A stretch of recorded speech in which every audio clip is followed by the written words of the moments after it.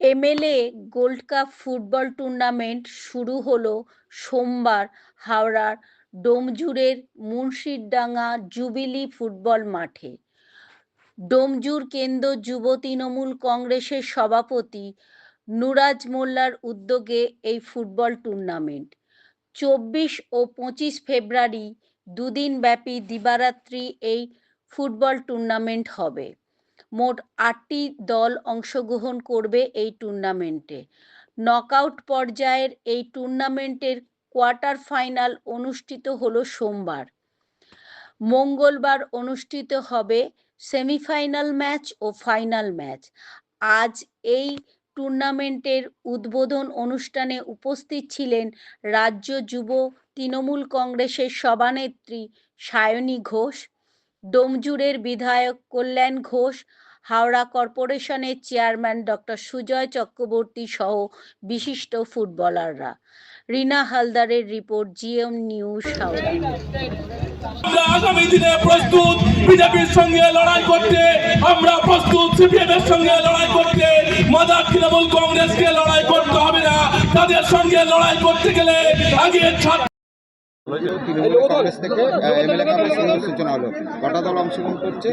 আটটা দল অংশগ্রহণ করছে। আজকে 24 তারিখ, আজকে 4টে কোয়ার্টার ফাইনাল হবে, আগামীকাল হবে সেমিফাইনাল এবং ফাইনাল।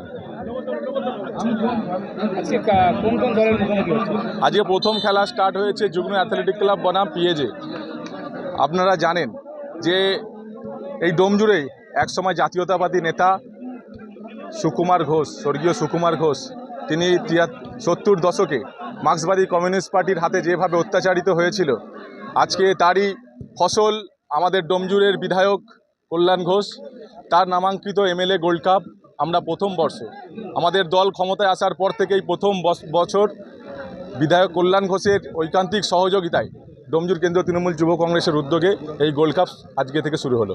কারা কারা উপস্থিত ছিলেন আজকে এই প্রথম খেলাতে? রাজ্য তৃণমূল যুব কংগ্রেসের যিনি সভানেত্রী আছেন সাংসদ সায়নী ঘোষ, ডক্টর রানা চ্যাটার্জি বিধায়ক কল্যাণ গুলশান মল্লিক, পাঁচলা কেন্দ্রের বিধায়ক, আর কিছুক্ষণের মধ্যেই ঢুকবেন পার্শ্ববর্তী বিধানসভার জগৎবল্লভপুর বিধানসভার বিধায়ক সীতানাথ ঘোষ।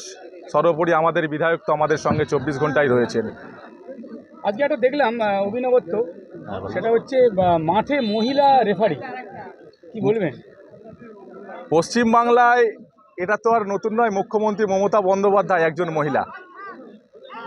ভারতবর্ষের প্রথম এতদিন ধরে যিনি সুশাসন চালাচ্ছেন, 2011 সালের পর থেকে সারা ভারতবর্ষে একটাই মাত্র মুখ্যমন্ত্রী মমতা বন্দ্যোপাধ্যায়। তাকে অনুকরণ করে আজকে দিল্লিতে নতুন করে মহিলা মুখ্যমন্ত্রী করেছে, আমি তাদেরকে স্বাগত জানাবো।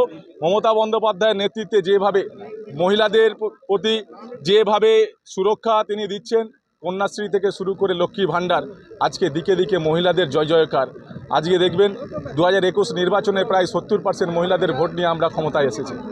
আগামী দিনেও মহিলারা আশীর্বাদ করবে। মহিলারা মমতা বন্দ্যোপাধ্যায়কে যেভাবে ভালোবাসতে শুরু করেছে, যতই শক্তিশালী বিরোধী দল আসুক না কেন, যতই অশুভ শক্তি আসুক না কেন, বিজেপি যতই চক্রান্ত থাক, ডিভাইড অ্যান্ড রুল, হিন্দু মুসলমান ভাগ করে দেওয়া, এসসি এসটি ভাগ করে দেওয়া, কিছুই কাজে লাগবে না। মমতা বন্দ্যোপাধ্যায়ের উন্নয়ন, মমতা বন্দ্যোপাধ্যায়ের আদর্শই আগামী দিনে আবার 2026 সালে ডোমজুর বিধানসভায় কল্যাণ ঘোষকে প্রায় 80,000 ভোটে জয়যুক্ত করে আবার চতুর্থবারে মমতা বন্দ্যোপাধ্যায়ের মুকুটে পালক বুঝে দেওয়ার অঙ্গীকারবদ্ধ করছি আজকের এই গোল্ড কাপ ফুটবল থেকে। এই কারণে কি মহিলা রেফারি নিয়ে চমক দিলেন? একদম মহিলা, আমরা প্রথমেই বলেছিলাম যেহেতু আমাদের মুখ্যমন্ত্রী মহিলাদের প্রতি আমাদের দল শ্রদ্ধা করে, তাই খেলার মাঠেও আমরা মহিলা চাই। আজকে জাজমেন্ট হিসেবে তিনি আমাদের মাঠে উপস্থিত আছেন। আগামী দিনে কি মহিলা দলও নামতে পারে এমএলএ কাপে? সেটা আমরা আগামী দিনে আমাদের বিধায়কের সঙ্গে আলোচনা করে সেই ব্যবস্থাও আগামী দিনে করব। আপনার নাম? নুরাজ মোল্লা, ডোমজুর কেন্দ্র তৃণমূল যুব কংগ্রেসের সভাপতি। সেখানে এনার্জি থাকবে এবং সেখানে প্রত্যেকে কাঁধে কাঁধ মিলিয়ে চলবে। এবং কল্যাণদাকে আমি বিশেষ ধন্যবাদ জানাই যে কল্যাণদা ডোমজুর কেন্দ্র তৃণমূল যুব কংগ্রেসের সাথে একসাথে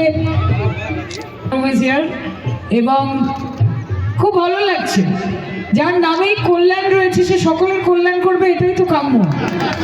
এবং নিজের নামের যথাসাধ্য মর্যাদা, যোগ্য মর্যাদা কল্যাণদা দিয়েছেন, মানুষের পাশে থেকেছেন এবং যাকে আমি মনে করি যে একজন এক্সপিরিয়েন্স তো বটেই, বাট প্রচণ্ড ডাইনামিক একজন এমএলএ, একজন লিডার, এটা অত্যন্ত গুরুত্বপূর্ণ। তৃণমূল কংগ্রেস মানেই ডাইনামিক। হাতালি for being the actual captain of this team, কাজে এটা অত্যন্ত গুরুত্বপূর্ণ। আমাকে এখানে ডাকার জন্য ধন্যবাদ। গুলশান দা, মোটামুটি যা বক্তব্যটা হবে তো খেলার মতো খেলা হবে। এখানে রহিম নবী রয়েছেন, আমাদের অত্যন্ত ক্লোজ, নানান মঞ্চে রহিমের সঙ্গে আমাদের দেখা হয় এবং যখনই দেখা হয় খুব ভালো লাগে যে অত্যন্ত গুণী মানুষ, বিশিষ্ট মানুষ, তাদের সঙ্গে মঞ্চ ভাগ করার আনন্দই আলাদা।